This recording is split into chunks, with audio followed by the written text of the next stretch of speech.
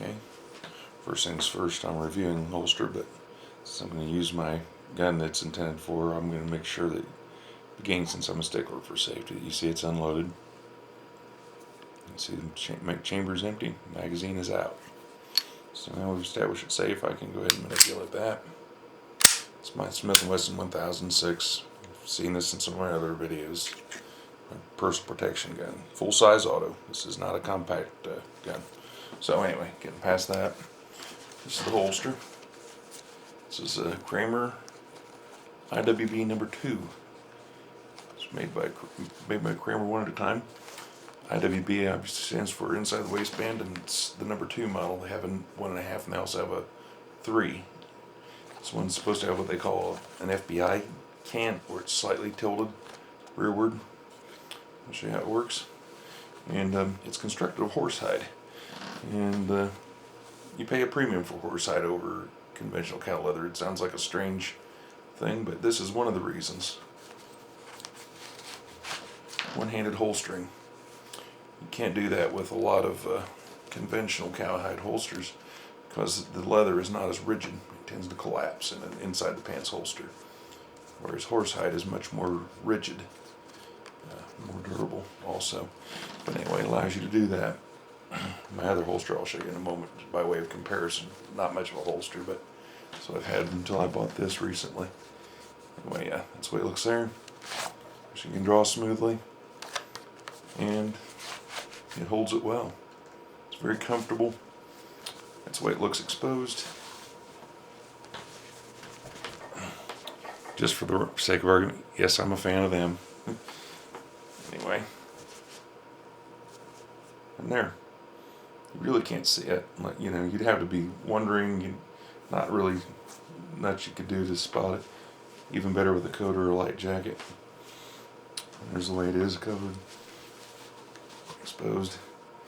And I'll show you a couple things about its construction. The belt loops are held on with Chicago screws, which, if you know anything about those, are much better than snaps for a couple reasons. Snaps tend to wear out, and they are not as secure. They could come undone, whereas these won't. The Chicago screws wear out, you simply put new Chicago screws in, and they're really nice that way. So anyway, that's what's holding this on.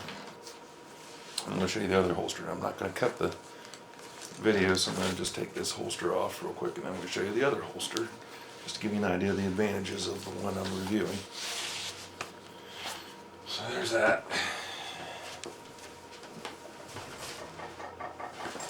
There's the other one I've had much longer.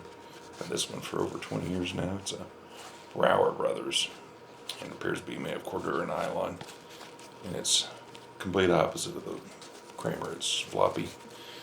It's also much cheaper. I bought it at the time for, I think, about just a little over $20. One only advantage I can see that it has over the Kramer is that you don't necessarily have to wear a belt. It just has a kind of a clip.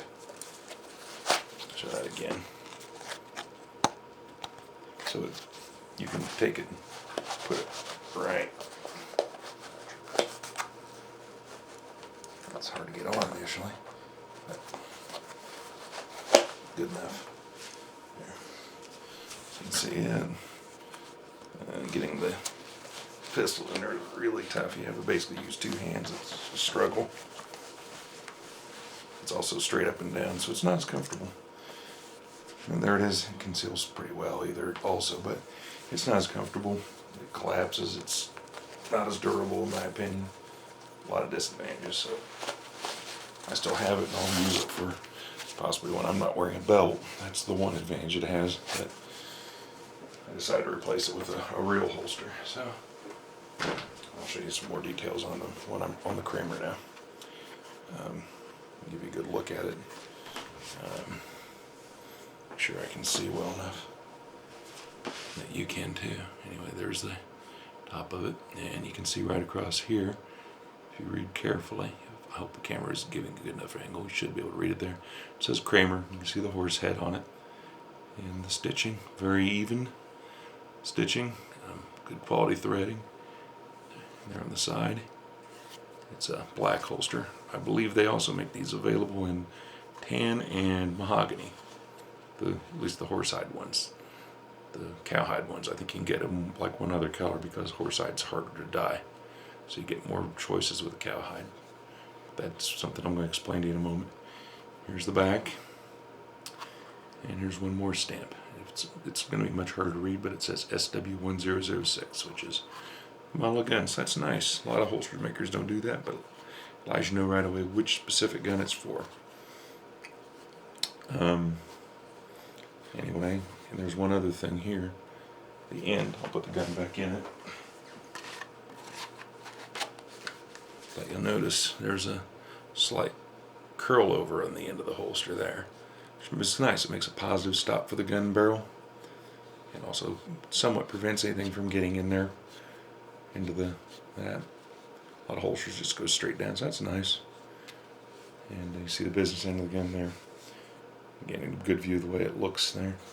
You'd ordinarily only see above my hand if you had the shirt open. So there. And explain some of the reasons for the horsehide. I'll just hold it like that. Anyway, the reason for the horsehide is it's much more durable than leather. It's a more abrasion-resistant leather, and it's also much more permeable to moisture. It'll wear longer. It's more rigid, so it allows that one-handed holstering I mentioned, and that's why you pay a premium for it. They make a cowhide version of the exact same holster here, among their others, but you pay a premium for the horsehide, and I'm glad I did. It'll probably last more than my lifetime. Probably last a couple of lifetimes. And they say in their literature that some Navy SEALs and other Special Forces guys are actually using these holsters, believe it or not, to get wet and everything. So that's encouraging. Think what else I was going to say about it before I show the receipt real quickly, which I'll do that. Just give you an idea here.